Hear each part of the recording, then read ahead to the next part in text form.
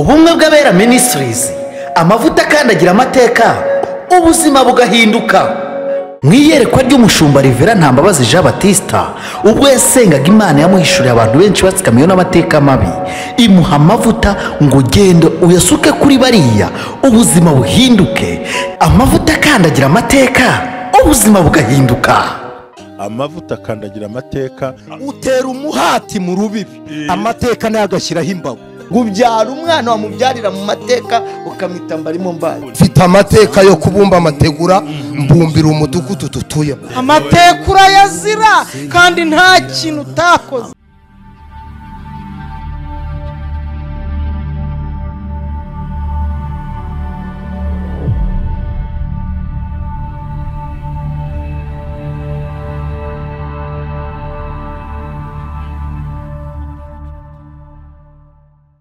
Data wa twese aragukunda, Imana y'amahoro iri kumwe nawe, kandi Imana ntabwo izakureka izaguteraniriza ugiye gukunda.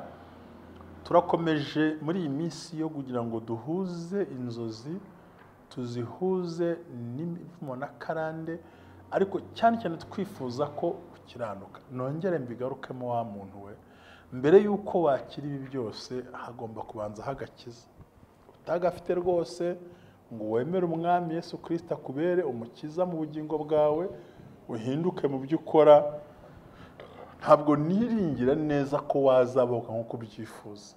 Ntabwo mbitekereza, nta nubwo ari nako biri, ahubwo wasanga watsinzwe, kuko ibyo urimo ukora bisaba ko wagombye kubuhindutse rwose. Aha rero ni kumwe bw'abera Ministries, amavuta akandagira amateka, ubuzima bugahinduka. Kandi muri iri yerekwa nzi ko hari benshi bamaze kubohoka, hari benshi bateye imbere, kandi bitinde bitebuke iyerekwa rizagwira rikure hose. Njye ndeba nkabona ukuntu abanyarwanda bankurikirana, bari i Rwanda, bari hanze, abarundi mukurikirana, n'Abanyarwanda mugakurikirana, mbona ko iri yerekwa rigiye kwaguka, kandi niwe wa mbere kuba mu bazaryagura. Kandi koko gukorera Imana no kwiteganyiriza gukorera Imana no gushyira imbaraga zitandukanye, kandi Kristo akabaha umugisha mu izina rya Yesu. Reka rero mbashimire mwe mwese mukuri kimwe bw'abera Ministries aho muherereye. Imana ibaha umugisha. Reka dusenga Imana. Data wa twese uhoraho, Mana y'amahoro, Mana y'imbaraga, Mana y'igitangaza, Mana ikomeye, Mana ishobora, Mana irema, Mana ivuga, Mana ikora, kandi Mana nyamana, kandi Mana twisunze tukabona ibitangaza n'imirimo ukora. Ndagushimiye kuri uyu munsi wa none ko ugiye ugaragaza no kurengera ubwoko bwawe, Mwami, no kubasobanurira ibyari bihishwe batari bazi. Yesu batabare kandi ubagire. Ndagushimiye ko uri umwami kandi ubyumvise, kubwa Yesu Kristo umwami wacu. Amen. Amen. Imana ibaha umugisha mwese. Rero ndabashimira ukuntu mukomeje kwiyandikisha pe, murakoze, subscribe murayikora, kandi mweze mugakora no kuri kyanzogera, ubundi mukayibona notification uko ikiganiro gisohotse. Nubwo yenda utafite umwanya wo kucyumva, ariko nyaboneka no kubona ka notification kugira ngo utajya ucikwa n'uruhererekane rw'inzozi, kuko hari uzazifuza ntuzibone kuzibona yenda bikurushya. Ariko twifuza ko ukomeza kuba hafi yacu, kandi tubabwira ngo mu kwezi kuri imbere, mu gihe gito Imana izakora, uzashaka kubona ibiganiro birenze ibyo ubona uyu munsi wa none. Twe turakomeje, nta bwoba, nta kidukanga, ntidutitira, tuvuga ngo turakore, kandi Imana iruhande rwacu. Imana ibamusha mu izina rya Yesu Kristo. Ndabashubije mwese aho muherereye rero, cyane cyane abari Gahanga. Imana ibaha umugisha, n'abandi mwese mutwumva. Reka mbwire wowe ubabaye ngo humura, ntabwo imibabaro ari igihe cyose. Reka mbwire wowe uri uramubwire ntabwo amarira azahora igihe cyose. Reka mbwire ngo wowe udakunzwe siko bizahora. Igihe kimwe bizahinduka ukundwe, bakugere hafi unezerwe. Igihe kimwe kizagera umutima wuzura ibyishimo, kutakuzura agahinda. Igihe kimwe kizagera wumva unezero uryohewe no kubaho mu buzima bwawe. Igihe kizagera ubuzima bugubwe neza mu buryo butangaje. Igihe kizagera amavuta gusanga aho uherereye. Igihe kizagera urengerwe mu buryo bukomeye. Igihe kizagerwa kandi si kera, ni vuba. I believe it, ndabyemera, ndabibona ko biri hafi aho. Imana ibaha umugisha, mugubwe neza mwese mwese aho mukagera. Imana ibaha umugisha. Nongere mbwire ngo bantu ba Uganda, ndaje Remit, nyaboneka ku itariki 20 turi kumwe mu murimo w'Imana. hariya urahabona nawe, nzakwereka afishe. Turi kumwe mu minsi iri imbere, nzareba ko ibyo twabikoraho kandi bizakunda. Data wa twese baha umugisha, mugubwe neza, mwambara imbaraga, icyo mushaka cyose kibagereho, kuko Data bakunda. Imana ibaha umugisha mu izina rya Yesu Kristo umwami wacu. Amen. Uyu munsi rero wa none nifuje ko tuganira ku bintu by'ibinyampeke. nabyifuje rwose, nabyifuje nifuje ko tuganira ku bintu by'ibinyampeke cyane cyane turahera ku ngano.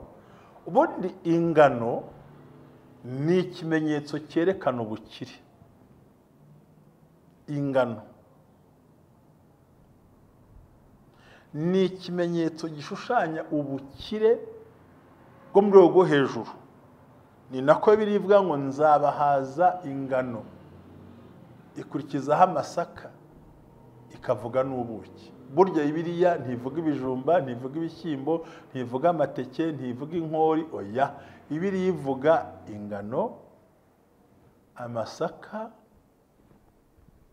ubuki n'umuzabibu cyangwa divayi. Ibi bintu mvuze uko ari bine biba mu nzu z'abakire, kuko hari abantu batarya umugati. Ingano ikora ibintu byinshi, ari nk'umugati ni so. Rero ingano ni ikintu gikomeye ngo nzabahaza ingano. Mwibuke bavuye mu Egiputa bageze i Gilugari, Imana ihagaze, bariye ingano. Ingano igaragaza, ni ikimenyetso cy'ubukire, cy'ubukungu, cy'ubushobozi, cy'imbaraga. Rero uyu munsi nagira ngo tuganire ku ngano.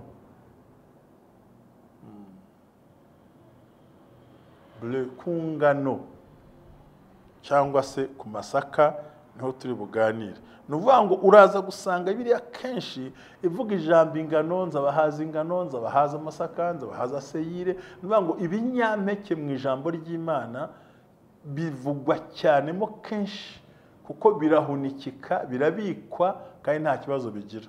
Ni ukuvuga ngo ingano yo ni ikimenyetso simusiga. Navuga ibintu bine: ingano, amasaka, ubuki na vino cyangwa divayi.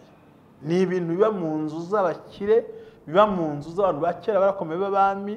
Ibyo rero bigaragaza ko bifite, ni ikimenyetso cy'iterambere, ni ikimenyetso cy'ubukire, ni ikimenyetso cyo kuzamuka mu ntera, kandi ni urwego rurenze uko umuntu atekereza aho aba agiye kwakira za mbaraga. Rero ni byiza ko iyo urose ingano mu buzima bwawe, ni ikimenyetso cyerekana ubukire buri abundance, cyangwa se ngo ni ikimenyetso cyerekana neza ko hariho ubushobozi, hariho gutera imbere, hariho kongera gusubirana ubuzima kuri wowe cyane. Kandi ni ikimenyetso cyerekana ko mu bitekerezo, mu buzima, mu iterambere, mu myumvire, mu marangamutima, mu mutima wawe hose hatangiye kubamo imbaraga mu buzima bwawe.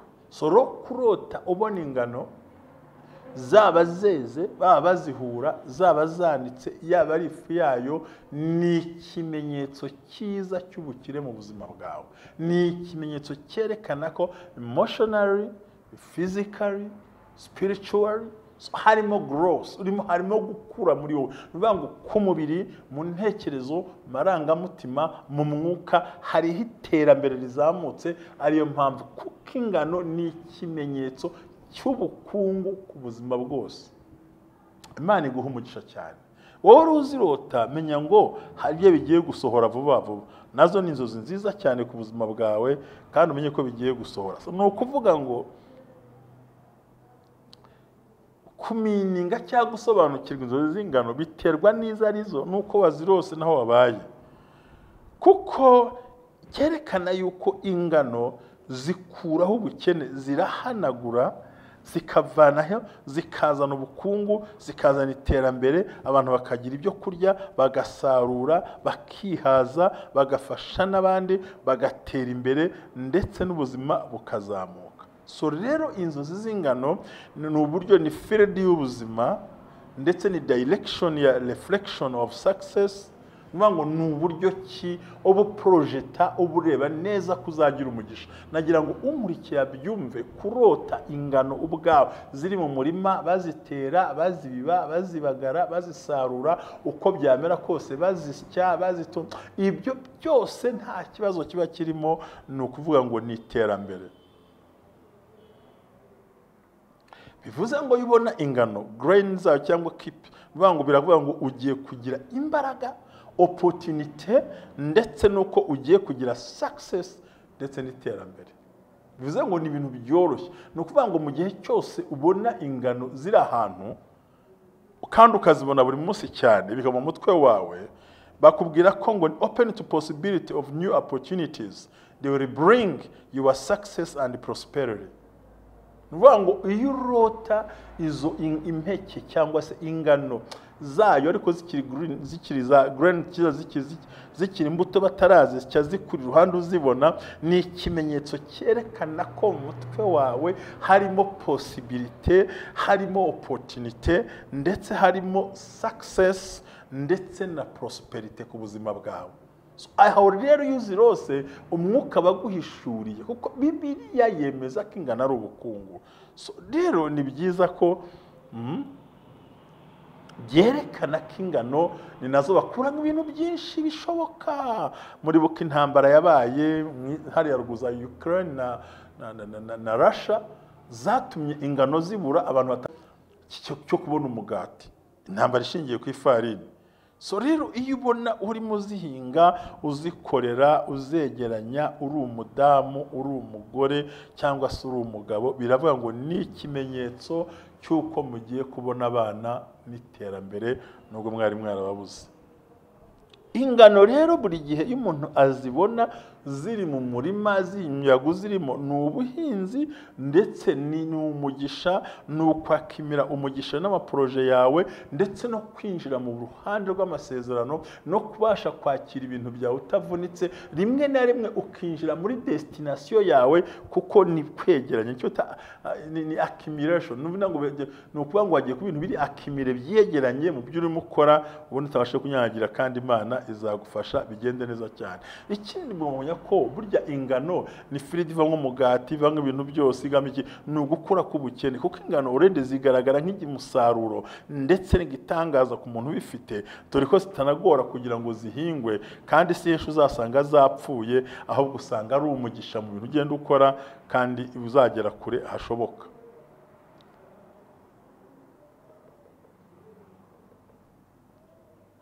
Imana iguhe umugisha, Imana igutabare. Icyambere, ingano ni ijambo ry'ubukire ku muntu. Icya kabiri ni ukugirirwa icyizere ufite ubushobozi.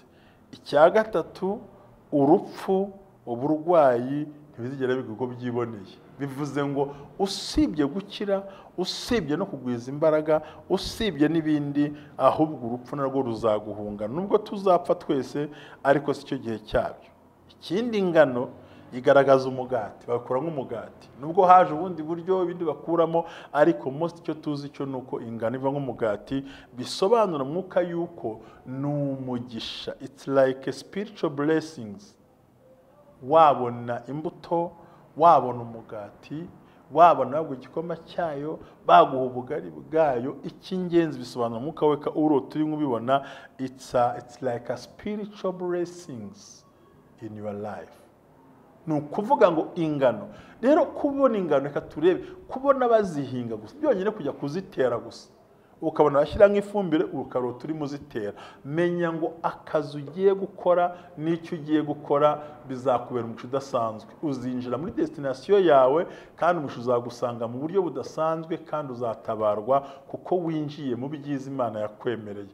Mbega byiza bikomeye. Ni ukuvuga ngo muri wowe imbere, mu mateka yawe imbere, mu cyerekezo cyawe imbere, kubona urimo biba gusa ingano byonyine zitaranazamuka, bivuze ngo umushinga ufite ukora udatinya. Nagira ngo mbihuze n'amasaka, uruzi uri kuba umurima gusa utaratangira. None uvuga ngo Imana yabwiye ngo genda ukore ibyo wakoraga, shora amafaranga, genda ibyo washaka ubikore, uvuga ngo icyo uri bukore cyose uraza kungukirwa, uraza gufana icyoko, ni ngombwa cyane. Hanyuma ugeze muri periode yo kubagara, niba urimo ubagara ingano zawe, menya ngo Imana akubwira ngo imirimo urimo ukora ongera uyikuremo urwiro, ongera ugire ibyo ukora. Niba uri umucuruzi batansi umenya aho murangwa no mukorana, niba uri umuhinzi umenya uko bigenza, niba wigamenya uko bitwara, muri make mu kazi kose ukora ugira amakenga, umenye ati ariko ibi bintu byanga byakunda. Ariko kubagara ni ugutunganya, no kubona uwuhira bisobanura ngo imirimo yawe n'ibyo ukora byose bizakubyarira umugisha. Ikindi rero, kubona ugendagenda mu murima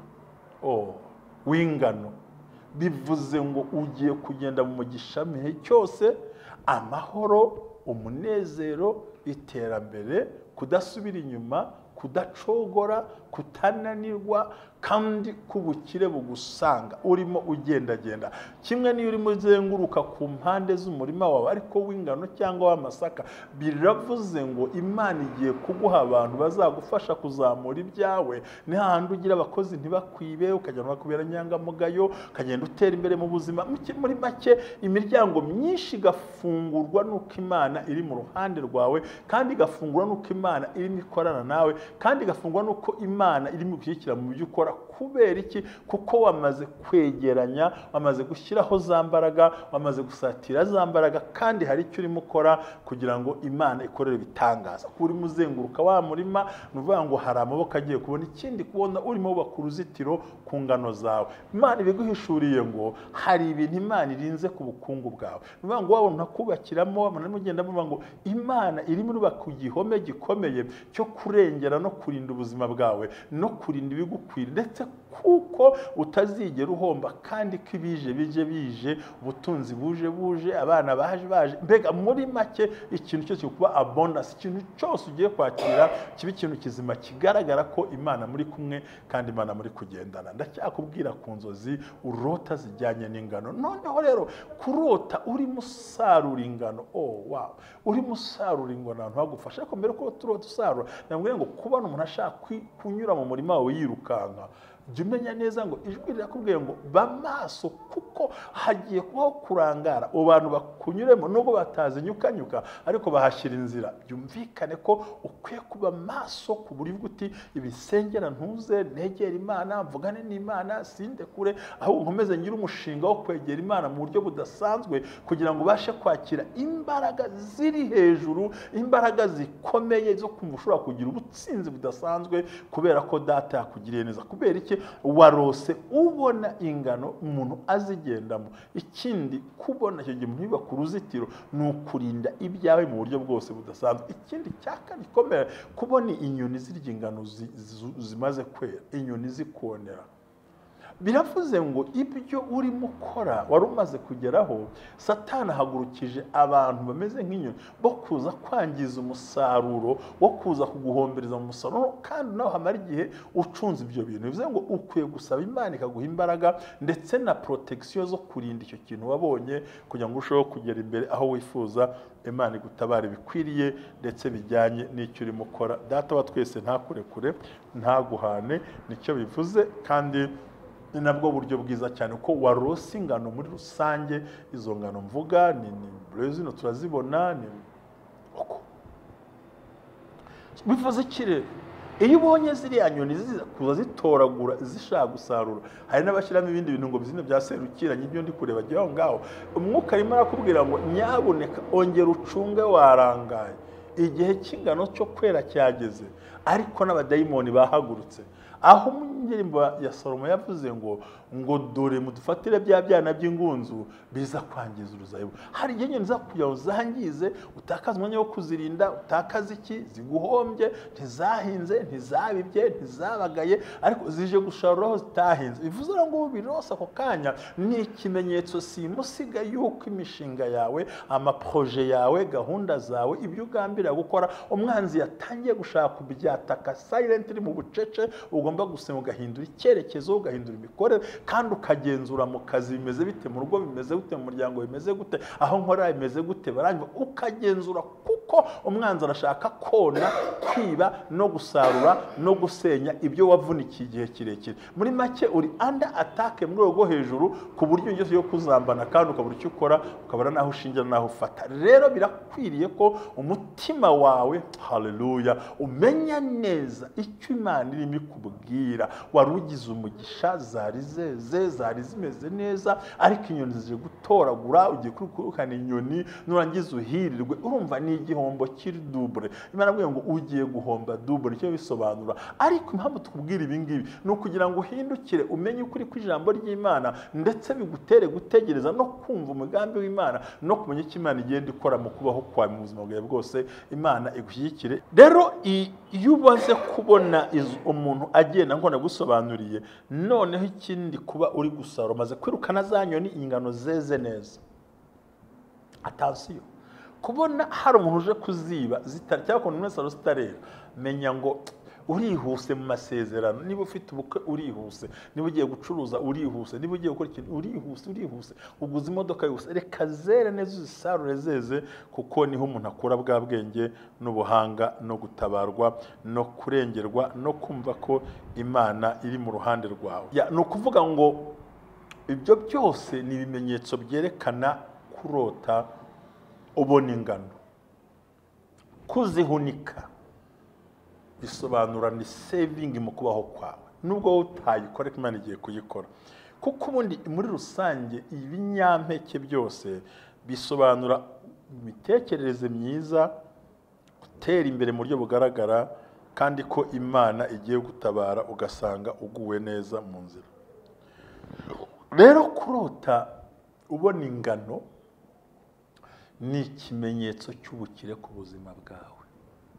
Yaba ari umugati, yaba ari ingano ubwazo, yaba ari ifu y'ingano, yaba ari intete zayo, yaba kubona mu murima, yaba kwibona bazibagara, kubona bazihura, kubona bazihunika, kubona bazisya. Ibyo byose ni ibyerekana ko harimo iterambere. Ukeretse ibintu ukena kubwiye, kubona harimo udusimba tugendagendamo, kubona hari inyoni ziri kujyamo, kubona umuntu unyura mu murima hagati aho ngaho, kubona isuri yahatwaye, kubona umuyaga uzigushije zigahirima zose, kubona zigenda zera uruhande rumwe ntizerere icyarimwe. Ibyo byose biba bisobanura ngo mu mugisha we harimo ikibazo, harimo uburozi mu mugisha, harimo ikintu kitagenda, ukwiye gutwararika neza. Ugomba kumenya neza ko mu buryo bw'ubuzima, mu buryo bw'imibereho, mu buryo bw'iterambere hari icyo ukwiriye gukora kandi cyagufashije mu byo ugendamo byose, kugira ngo Data wa twese akubere ingabo igukingira mu byo waba ukora, mu byo waba uvuga, aho werekera hose, icyo waba ugambiriye,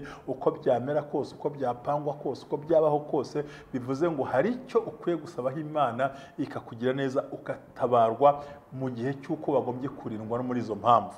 Yesu aguhe umugisha, Yesu akugire neza, kandi wambara imbaraga, umenye ngo nazirose nta kindi nakora. So rero ingano ni ikimenyetso, kuko ni wo mutsima Kristo yamanyuye araduhereza uvuye mu ngano.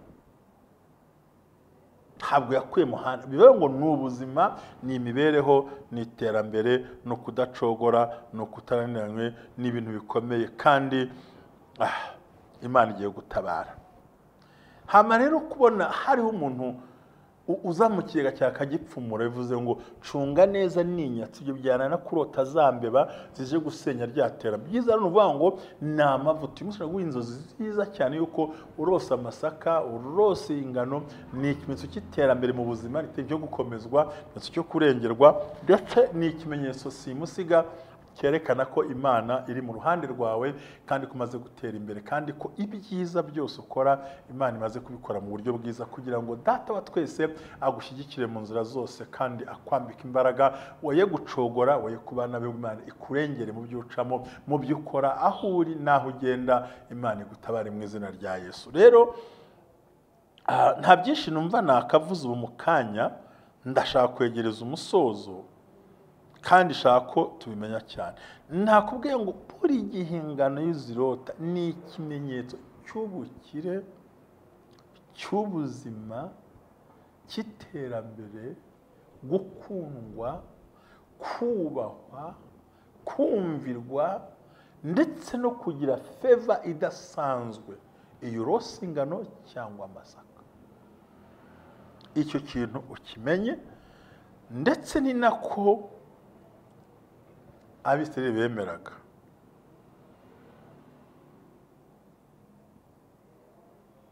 Kuvuga ngo n'Imana ubwayo yemera ko ingano ari igihingwa cyuzuye umusozi, kandi bisobanura kudapfa no kurama, kandi ugasanga tugiye tuhabwa umugisha muri ubwo buryo. Ikindi ugomba kumenya ko ingano ni ikimenyetso cy'amafaranga. Ni ikimenyetso cy'amafaranga. Ubyemere, ubyange, ubikunde, ariko ni ikimenyetso cy'amafaranga ku buzima bwawe. Kuba Kristo ubwabyo ni ikimenyetso cy'ubuzima bwo mu mwuka, ubuzima bw'iterambere, ubuzima ku kintu cyose, ndetse no kubaho utari mu buribwe no mu mubabaro w'umunsi ku munsi. Ngiryo ijambo ry'Imana mubashaka kubarisangiza. Nubwo mubwira ngo kungana, nari kuvuga ibintu byinshi cyane, nari kuvuga uburyo bukomeye, nari kuvuga n'ibindi bitandukanye, ariko ni byiza kubanza kumenya kuko Imana yavuze ngo izaduhaza ingano n'uburo n'amasaka, kandi biduhaze tugubwe neza. Kuko ibinyampeke ni ikimenyetso kigaragaza gukomera, kudasonza no kugira imbaraga. Wowe urota bakwiba ingano zawe, menya ngo umugisha barawutwaye. Wowe urota bafata amazi bakamena, menya ngo birajya ibyo byose. Aho kiza ukora niki? Wakora iki kugira ngo ibintu bihagarike? Kuva ukimara kuzirota, fata amasengesho y'iminsi 2 yihuta cyane, kuko ibyo wari ugiye gukora umwanzi yabyatatse, ndetse abyatatse mu buryo bukomeye, ku buryo uza kwisanga nta kwinyagambura uza kubona. Kandi by'ukuri wari ugeze igirugari, wari ugezeho amasezerano, wari ugezeho kuryoherwa, wari ugezeho kwambika imbaraga, wari ugezeho gutabarwa, wari ugezeho kurengerwa, wari ugezeho gukora ibintu byose, ariko umwanzi aranze, arakurwanije, arakunanije. Aho rero ni imbaraga zikubaka, ni imbaraga zigukomeza, ni imbaraga z'amasezerano, ni imbaraga zikugeza hejuru, ni imbaraga zikwinjiza muri gakondo yawe neza ukwiri, kandi ni imbaraga zikosora zigashyira ku murongo ibyo wari utegereje mu kubaho kwawe. Ni imbaraga z'ukuri zihishe mu bintu biremereye, zihishe mu kubaho kwawe. Rero muntu urota ingano, uko wazirota kose, ni icyemezo cy'umugisha, ni gahunda y'umugisha, ni imitsi yo gutabarwa. Ariko wirinde kubona umuntu anyukanyuka ingano zawe, kubona zinyuramo, kubona zivunagura, kubona zonesha, kubona azohezamo udusimba. Ibyo byo birakomeye. Biravuze ngo barashaka kurwanya icyiza kiri muri wowe, barashaka kurwanya iterambere n'ubuzima, barashaka uko buriya hari ukuntu ka mbere ntabwo watera imbere udakora. Rero si umuntu arwaye yakora gute? Ngo ugomba kumenya ko hariho satani ishaka kwintoxika cyangwa kuroga ahazaza hawe, ashaka gusenya cyane. Ko ingano ni amafaranga, ingano ni ubuzima, ingano ni imibereho. Ni nabyo Kristo yaduheho urugero. Byumve nakubwiye ngo nkitangira iza byo kwerekwa, menya ko hari ibintu 4 byabaga mu nzu z'abami ba kera: ingano, amasaka, mo turajyana ingano, amasaka, amavuta ya elayo cyangwa amavuta ya elayo yagomba kuba arimo, menye neza cyane. Hakaba hari iki na vino. Ibyo byagomba kuba biri ibwami. Ibyo byagomba kuba biri, mvuga ngo cyane ukongeraho n'amabuye y'agaciro. N'amabuye y'agaciro yabagamo ingano cyangwa amasaka, amavuta, ubuki. Ibyo bintu 5 bikaba biri mu nzu y'ibwami bigaragaza ubukire. Ko amavuta, ubuki, ibinyampeke harimo ingano, niyo vino bagiraga divayi, none ugagerekaho n'iki, ni ibintu 4, ugasanga amavuta mu rugo harakeye. Nibyo bami, nibyo abakire, si by'abantu bose. Ingano, amasaka, amavuta, ubuki, ibyo byose bigaragaza ngo ni n'amabuye y'agaciro nari nyibagiye. Ibyo byose nibigaragaza ubukire. Yo yuborose ibyo bintu byose birasobanura ngo uri mu rwego rwiza. Ariko itonde urebe imbaraga zikugwanya. Rero senga Imana, uduhamagare, utubwire turahari, tufashe gusenga Imana. Kandi ni nziza barazisengera, ukamenya uko ugiye kwitwara muri ibyo bintu. Imana ikurindira umushinga, ikurindira ubuzima, ikurindira icyerekezo. Mukomeze muduhamagare, turahari. Mukomeze mukore comment, share and like. Kandi ikindi mbabwiza ukuri, subscribe irakenewe. Imana ibahe umugisha. Shalom shalom. Ubumwe bw'abera Ministries, amavuta akandagira amateka, ubuzima bugahinduka.